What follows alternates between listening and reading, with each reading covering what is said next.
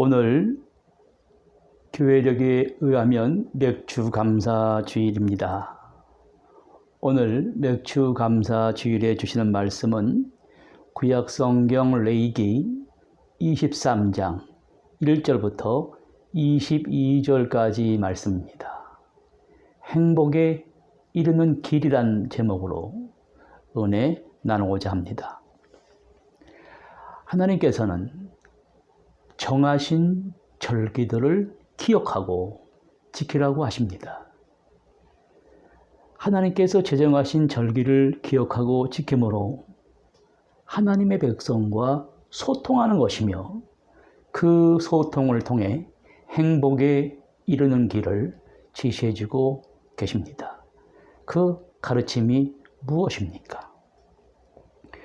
6월절이 지난 후에 7주 만에 지키는 절기라고 해서 77절 혹은 맥주절 바로 오늘 주일입니다.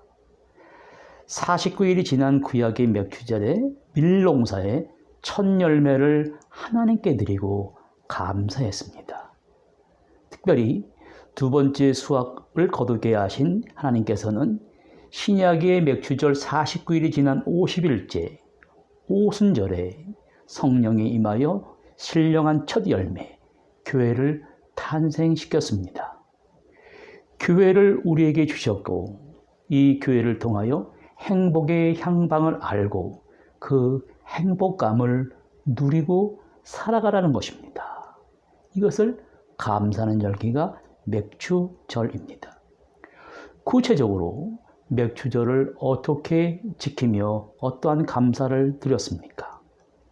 본문에 너희의 처소에서 10분의 2 에바로 만든 떡 2개를 가져다가 흔들지니 이는 고운 가루에 누룩을 넣어서 구운 것이요 이는 첫 요제로 여호와께 드리는 것이며 곡식으로 드리는 제사는 소제를 말합니다. 그 소제를 요제로 드리라고 했습니다. 요제는 들은 것을 흔드는 것입니다. 위로 아래로 앞으로 뒤로 옆으로 흔드는 거예요. 하나님 앞에 제물을 드리면서 감사합니다 하고 요제를 드리는 것입니다. 이 감사의 방법을 생각해 보면 추수한 곡식 나라를 빻아서 가루를 만드는 일을 먼저 해야 됩니다. 밀가루를 빻을 때 빵을 만들려면 가늘게 빻아야 됩니다. 탈무드에 보면 하나님께서는 부셔진 것을 사용하신다고 했습니다. 우리의 굳어진 마음도 곡식처럼 고르고 깨뜨리고 쪼갤 수 있습니다.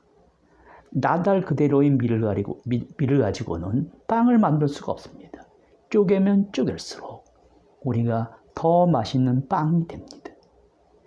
우리의 바위 같은 교만한 마음을 빻으면 빻을수록 멋있는 인생이 만들어진다는 거예요. 거기에 행복이 있음을 제사 방법을 통해서 가르쳐 줍니다. 이처럼 우리의 삶과 교만한 마음을 부수고 잘게 빻아서 낮아진 마음으로 감사로 하나님 앞에 드릴 때 그 인생은 풍요로운 인생이고 하나님은 그 제물을 기쁘게 받으십니다. 부수어진 곡식을 가지고 흔든다는 것은 부수어진 마음은 겸손한 마음을 가지고 하나님 앞에 나와야 한다는 거예요. 부서져서 작아지고 새롭게 만들어 흔들 수 있다면 그러한 성도가 모인 교회는 아름다운 교회가 아니겠습니까? 랄프 왈도 메이슨이라는 사람은 이런 말을 했습니다. 당신이 살아있음으로 인해 조금 더 행복해지는 누군가가 있다는 것. 이것이 성공의 의미입니다. 진정한 행복은 자신이 아닌 타인에게서 찾을 수 있습니다. 즉 다른 사람에게 베풀고 행복하게 해주는 가운데 자기 자신도 참된 행복을 느끼게 됩니다. 우리 인간 존재의 목적은 단순히 먹고 사는 생존이 아니라 의미와 가치를 지닌 삶이기 때문입니다. 그런데 사람들은 너무 착하게 살면 살기 힘들다고 말하고 합니다. 그런데 여러분, 공통적으로 타인에게 자신의 것을 나눠주고 그들을 보살피는 불편을 마다하지 않을 때 진짜 행복을 느낀다는 거예요. 이를 통해 참된 행복은 소유나 조건이 아니라 타인에 대한 마음가짐과 행동과 연관이 있다는 사실을 알 수 있습니다. 더 중요한 것은 참된 행복을 느끼는 사람들은 돌려받으려는 의도로 나눔을 실천하지 않습니다. 그러나 베푼 만큼 되돌아오는 것이 인생입니다. 타인에게 행복을 준 만큼 자기 자신이 더 행복해진다는 의미입니다. 스스로 직접 자신만의 행복을 위해 삶을 영위하는 것은 그 자체의 기쁨일 뿐입니다. 그것으로 끝나는 거예요. 그러나 자기를 희생하면서 남에게 베풀 때 그 기쁨이 2배, 3배로 불어나서 다시 돌아오게 됩니다. 먼저 베푼다는 그 자체의 기쁨에다가 두 번째, 타인의 따뜻한 관심과 사랑까지 더해지니 자신만을 위해 살아가는 사람보다 더 큰 행복을 누릴 수 있다는 것입니다. 젤렌스키라는 사람은 이러한 말을 남겨서 우리에게 도전을 줍니다. 행복해지기 위해 조건도 필요 없고 노력할 필요도 없다고 합니다. 우리가 숨가쁘게 노력하는 것은 사실 행복을 위한 일이 아니라 욕망을 채우기 위함이다. 소유나 욕망은 행복해지는데 장애가 됩니다. 그래서 성경은 마음이 가난한 자는 천국이 저희 것이며 마음이 가난한 자만이 이 세상을 모두 가진 자보다 더 행복할 수 있기 때문입니다. 행복한 사람은 마음을 비운 사람, 마음이 가난한 사람이에요. 하나님께서는 교만한 마음을 부셔뜨려서 겸손한 마음을 만드십니다. 맥주감사절은 바로 그러한 마음을 갖고 하나님께 감사드리는 절기예요. 그럼 어떻게 우리 마음이 구체적으로 작게 부셔져서 하나님께 쓰임받는 제물이 될 수 있습니까? 하버드 대학의 인생 성장 보고서인 선 조지 베일런트 교수는 행복의 조건에서 강조하는 행복의 조건이 있습니다. 인생의 고통에 어떻게 대응하는가라는 것입니다. 인생을 살면서 부딪히는 많은 고통에 어떠한 식으로 대응하며 살아가느냐에 따라 행복과 불행이 결정된다고 합니다.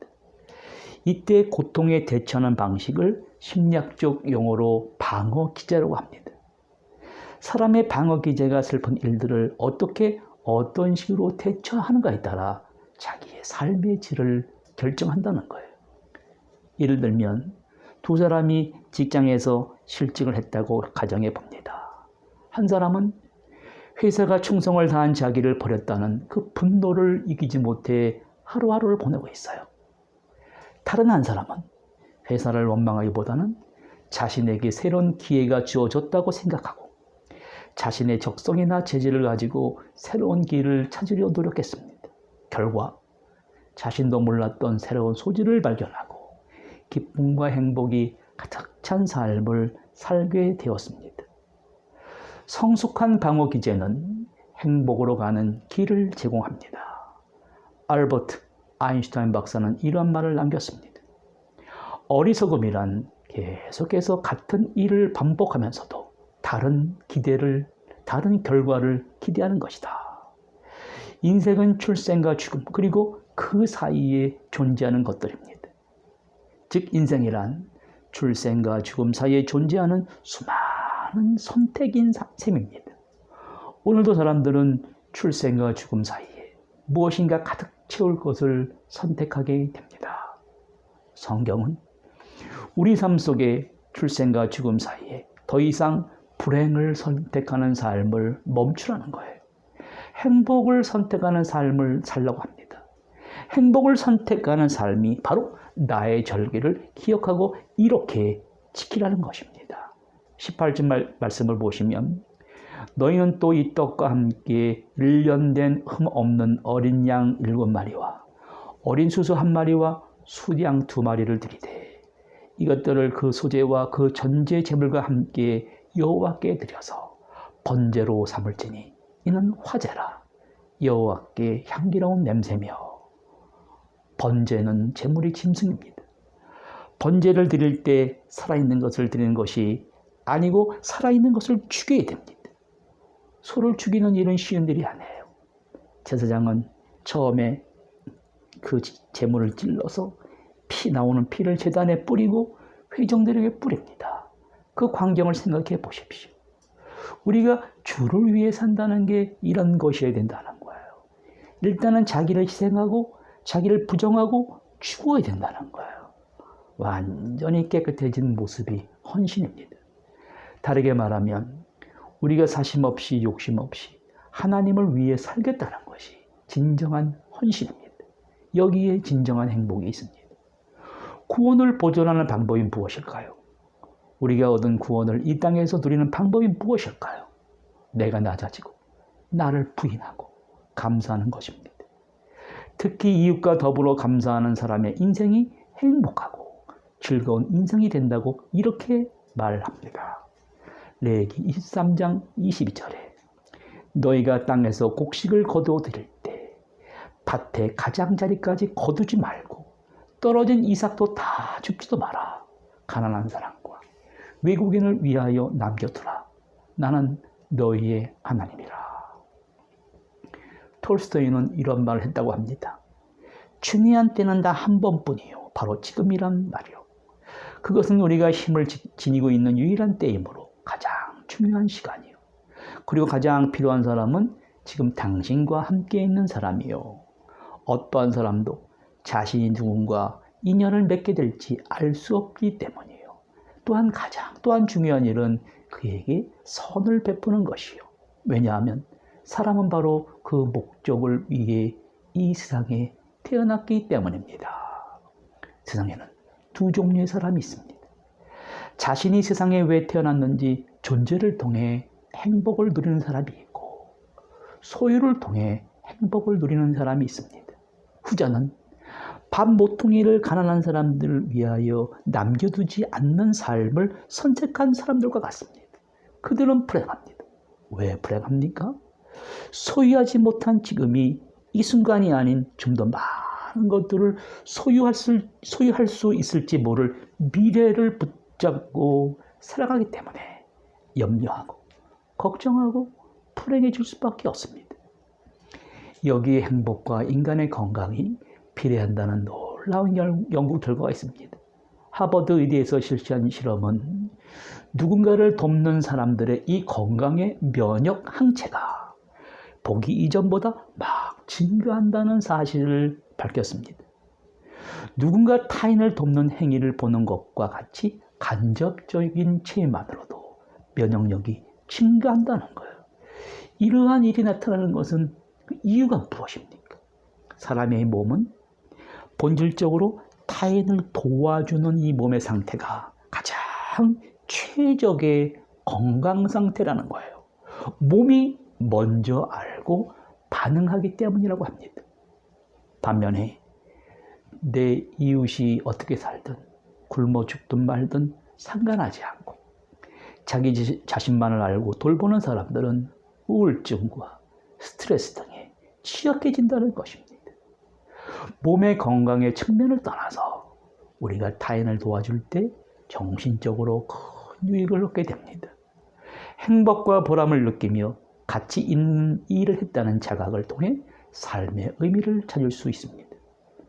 면역력이 향상될 뿐만 아니라 몸도 건강해지고 더 나아가 자아와 정체성이 함께 발달하게 됩니다. 지금까지 이타주의가 자기 긍정으로 이어지고 자기 긍정이 자아 발전으로 이어지는 선순환이 이루어지게 됩니다.